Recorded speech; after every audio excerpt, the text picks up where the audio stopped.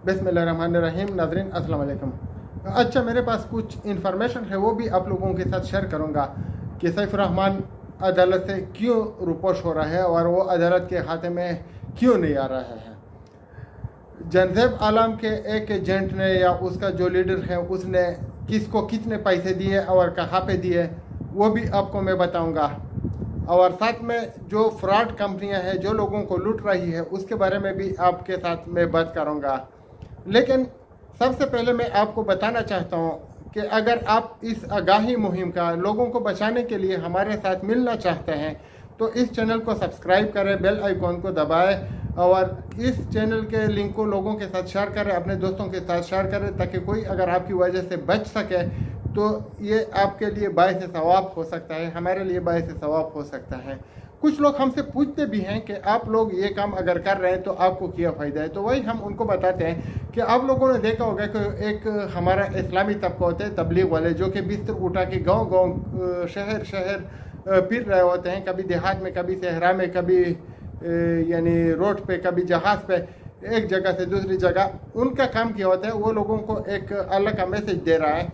वो तो बढ़ के काम कर रहे हैं, हमारा काम तो उतना बड़ा नहीं है, लेकिन फिर भी हम एक छोटा सा काम कर रहे हैं। लेकिन मैंने मिसाल इसलिए दी कि उनको कुछ फ़ायदा इस दुनिया में नहीं होता है, अल्लाह ताला उनको अजर देगा, इसलिए वो गांव-गांव मुल्क फिर रहे हैं। तो इसलिए आपने भी ये काम इसलिए नहीं करना है कि अगर आप किसी को बचाएंगे तो आपको क्या फ़ायदा होगा। आपने एक तबलीग समझ के ये काम करना है कि अगर मैं किसी को बचाऊंगा तो हमारा रब जो है वो बहुत बड़ा है, वो इसका हमको अजर देगा।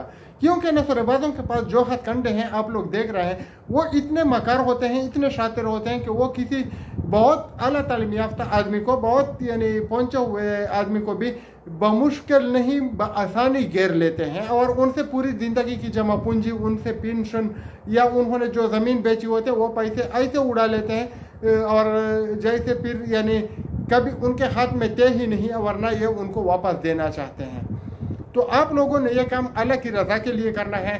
अभी आते हैं कुछ कंपनियों के बारे में जो लोग बता रहे हैं कि आप इनके खिलाफ क्यों हैं या आपके उनके साथ क्या दुश्मनी है।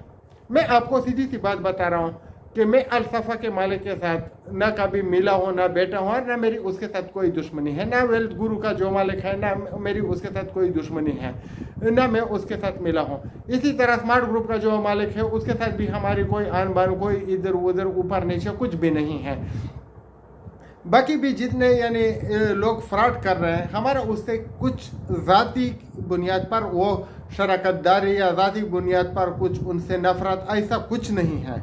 मेन चीज़ जो है हमारे दरमियान एक इख्तिलाफ है, और ये जो इख्तिलाफ हैं ये हम आप और यानी पूरी दुनिया जानते हैं कि कौन गलत है कौन सही है, हमें क्या फ़ायदा है। फॉर एग्जांपल अभी वो किसी को लूट लेते हैं, हमें क्या नुकसान है, नहीं लूटते तो हमें क्या फ़ायदा है।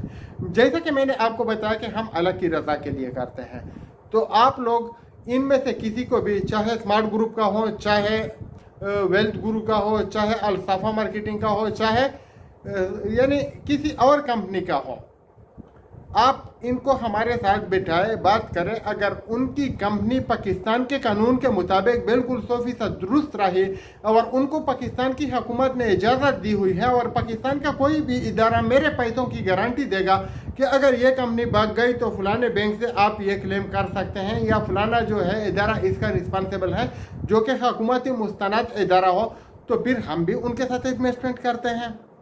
हमको भी पैसे चाहिए, हमको भी खर्चे चाहिए, महंगाई हमारे यहाँ भी है, लेकिन हमारे पास इतने पैसे नहीं है कि किसी ने उस रिबाज के हाथ में दे दें और वो उसके ऊपर मज़े उड़ाए। जैसे कि आप सैफ रहमान को देख रहे हैं कि हमें बताया जा रहा है कि वो मरीज़ है, लेकिन वो आजकल क्या गुल खिला रहा है, कैसे मज़े कर रहा है। तो एक चीज़ है कि अल-सफ़ा, global trade services, smart group या जितने भी और इधर आजकल इस लूट मार में मसरूफ़ हैं, मैं उनको कहना चाहता हूं कि अगर आप पाकिस्तान के कानून के मुताबिक, आप इस्लामी कवानीन के मुताबिक, आप शरइया के मुताबिक काम करते हैं तो हमारे साथ मिलिए, हमारे साथ बैठिए, लाइव हम बातचीत करेंगे ताकि नाजरीन भी देख सके। अगर हमें लगा कि आप सही है फिर हम आपके साथ हैं, फिर हम आपके साथ पैसे इन्वेस्ट करेंगे, सबसे पहले मैं करूंगा। लेकिन अगर मुझे लगा कि आप गलत हैं, फिर मैं आपके मुंह पे बोलूँगा कि आप गलत हैं और आपने फिर ये लूट मार बंद करनी होगी। तो इन लोगों को एजेंट मिल जाते हैं। वही लोग होते हैं जो भी फरियू में आप लोगों को लूट चुके थे, जो कि पे डायमंड में लूट चुके थे, जो कि जीटी में लूट चुके थे, और कितनी सारी कंपनियों में वगैरह अगर मैं गिनती रहा हूँ तो पूरी रात गुजर जाएगी। लेकिन फिर भी वो अभी बता रहे हैं कि अल्सफा जो है वो नंबर 1 प्लेटफार्म है, स्मार्ट ग्रुप नंबर 1 प्लेटफार्म है। मलिक नवीद ने जीटी में किया, पे डायमंड में किया, बी फॉर यू में किया, कैशवर्थ में किया। उसने अपनी एक कंपनी बनाई लास्ट होप के नाम से, वो भी यानी डूब गई, होप पूरा ख़त्म हो गया। तो अगर मलिक नवीद उनको पैसे दे चुका है जो पहले उन्होंने लोगों से लिए थे, बी फॉर यू में फलाने कंपनी में इन्वेस्ट किए थे, तो आपको भी मिलेगा। वरना जो आपके स्मार्ट ग्रुप के पैसे हैं वो तो गए, वो आपको कभी नहीं मिलेंगे। मलिक नवीद के ऊपर अगर आप इत्तेमाद करेंगे तो अपने पैर पे कुल्हाड़ी मारेंगे। राजा रियाज को भी आप लोगों ने देखा हुआ है। ये जो बाकी लीडर हैं, अभी जो एक चकवाल वाला है वो बहुत बड़ा मशहूर हो गया, दाढ़ी वाला, मेरा अभी जहन से नाम निकल गया, नईम। तो अभी नईम के वेल्थ गुरु में भी मैसेजेस आ रहे हैं। तो इस तरह के लोगों को आप पहचान लीजिए और बार बार इनके ऊपर इत्तेमाद ना करें। ये आपके दुश्मन हैं, ये आपको अपनी जमा पूंजी से महरूम करना चाहते हैं, ये आपको यानी आपका जो ईमान है वो भी खराब करना चाहते हैं। ये पता नहीं कितने गुनाहगार लोग हैं। पाकिस्तान की रीढ़ की हड्डी को इन्होंने तोड़ डाला है, पाकिस्तान का जो मईशत है इन्होंने तबाह किया हुआ है, क्योंकि लाखों लोगों से अरबों रुपए ये लोग बटोर रहे हैं और पाकिस्तान की जो मईशत है इस वजह से कमज़ोर हो रही है।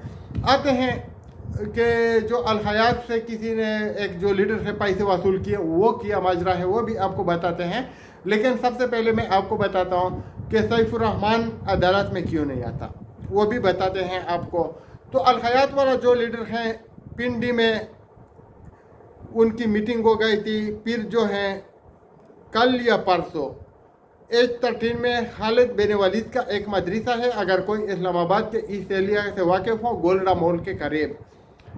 इधर एक पठान है जो कि असल में KPK का है, उसने किसी और एक पठान के कहने पे इधर इन्वेस्टमेंट करवाई थी।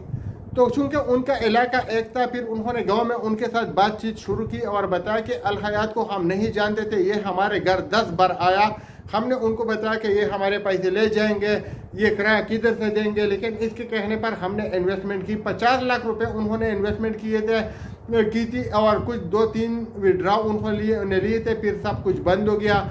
तो कल उनको 50 के 50 लाख रुपए मिले हुए हैं, क्योंकि उनको अगर ना मिलते तो खैबर पख्तूनख्वा में उनके गांव में खून खराबे का खतरा था।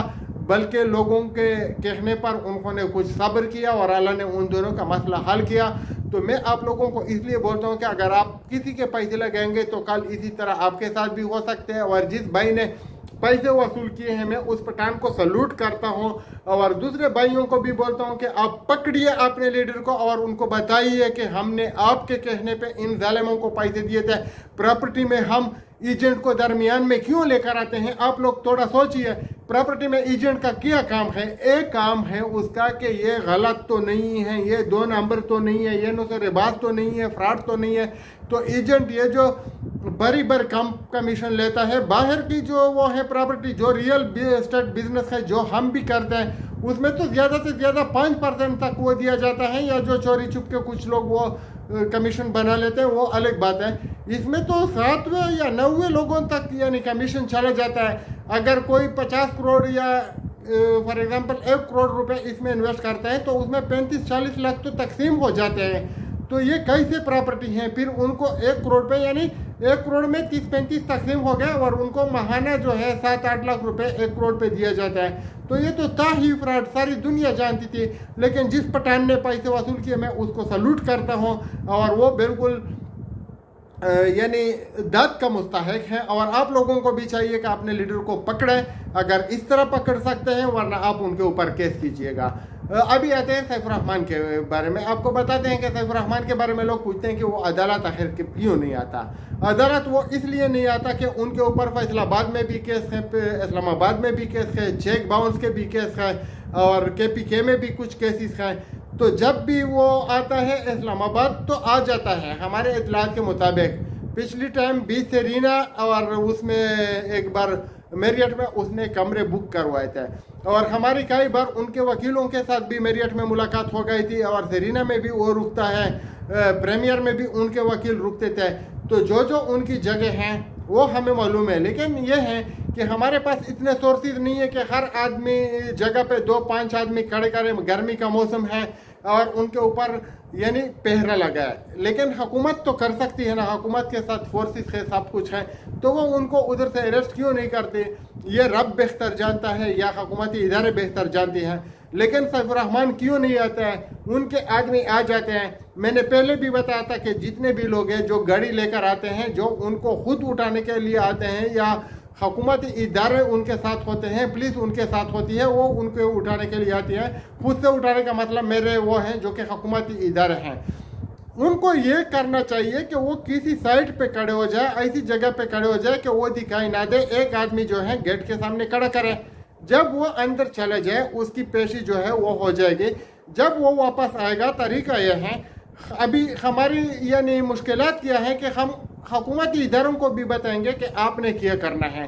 तो तरीका कार यह है कि वो अदालत से यानी जब निकले गेट से निकल जाए, क्योंकि अदालत के अंदर अगर आप करेंगे गिरफ्तारी तो वो हद के अदालत में आ जाता है, हद के इज्जत का दावा आपके ऊपर, और फिर माफी तलाफी ये हो जाता है। जैसे कि सैफुर रहमान को एक बार उधर गिरफ्तार किया था ना सुप्रीम कोर्ट के अखाते से, तो उससे भी वो एक IO था, उसने माफी मांग ली थी, क्योंकि अदालत के अखाते से वो गिरफ्तार नहीं कर सकता है। तो बरे मेहरबानी अपना जो आपका पावर है, आपका अपना जो पुलिस है या जो आपके साथ फोर्सेस है, उनका दिखावा मत करें। उनको इधर उधर गेट के आसपास खड़ा ना करें, या नेप कोर्ट के साथ जो खुला ग्राउंड है उसमें भी खड़ा ना करें।